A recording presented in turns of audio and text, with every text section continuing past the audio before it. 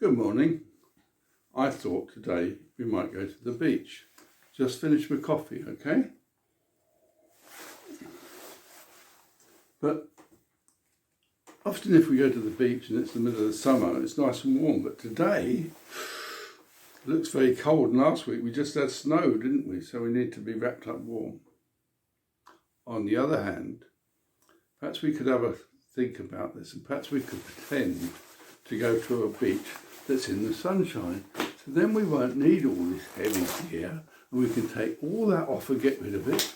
And then we can have a nice top, warm top that reflects the sun. And we can go to this sunny beach a long, long way away. Where do you think we should go? Well, I'm thinking we might go to a sea in Israel called Galilee. Sometimes it's called a sea and sometimes it's called a lake. You like my hat, keeps the sun off my eyes and keeps me cool. Saves me getting lots of headaches. So, and not only that, I thought we might pretend that it's sort of 2,000 years ago. Goodness me, that's a long time ago, isn't it? And I'd like you to meet a friend of mine. Because I got this friend, he's got the same name as me, he's called Peter.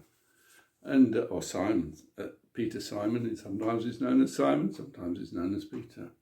And he's a strong fisherman. I used to like to fish, but just as a hobby, Peter fishes for his living. He depends on catching fish so he can feed his family and feed lots of other people and sell his fish.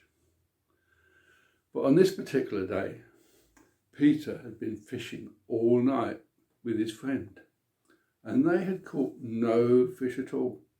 No fish. So no fish means, well, no breakfast for a start, but also no fish to sell to feed his family and all his people he's got to look after and all his expenses. But then there's this bit of a hubbub down at the beach. There's this man Jesus and he's talking to the crowds. And the crowds there, well, they're so big that they're all pushing and shoving around him. And Peter was off mending his nets after their night's fishing, because even though they didn't catch any fish, the nets got broken and every day they have to sew their nets back together.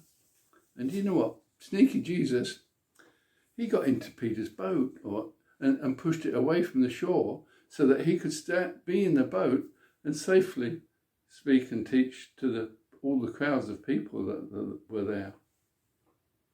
And when he'd finished teaching and preaching, he said to Simon, let's go back out fishing and put down your net in the water. And Simon said, don't be silly, I've fished all night and I haven't caught a thing. And, what do you know about fishing, Jesus? I'm the fisherman. That's been my life. I've lived here all the time. And that's what we do for a living. And you're telling me that if I put down my net, oh well, I'll do it just to humour you. So Peter put down his net. And lo and behold, there were so many fish, they couldn't pull it up. So they called over to James and John to help them lift the net up full of water. And then Jesus said a strange thing to Peter. He said, if you follow me, I will make you fishers of men, not simply fishers of fish. And Peter thought, what does that mean? But he had so much admiration and was so impressed with Jesus that he thought, well, maybe I should. But then he thought, but I'm a bad man. So he said to Jesus, go away from me because I'm too bad for you.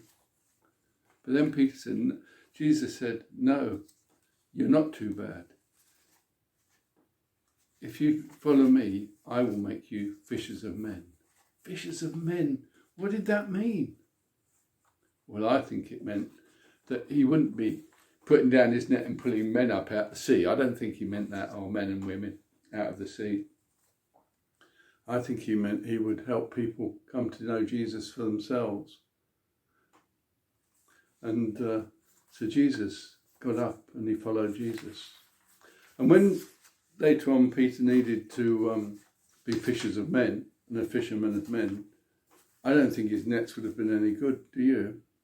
So I think maybe next time we think about, or sometime, then we think about the equipment that Peter might need to fish for men, because the nets wouldn't be quite the thing, would they? So I hope you enjoyed our sunny time down by the beach in Galilee 2,000 years ago. It's just quite amazing what Jesus can do for people. Shall we have a little prayer now? Heavenly Father, we just thank you for the life that Jesus led.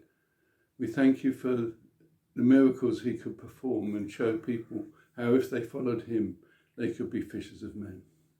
Father, help us to be fishers of men and our friends at school and the people we live with in our families. Help us to show the love of Jesus one to another. Have a great day. To see you again sometime. Bye.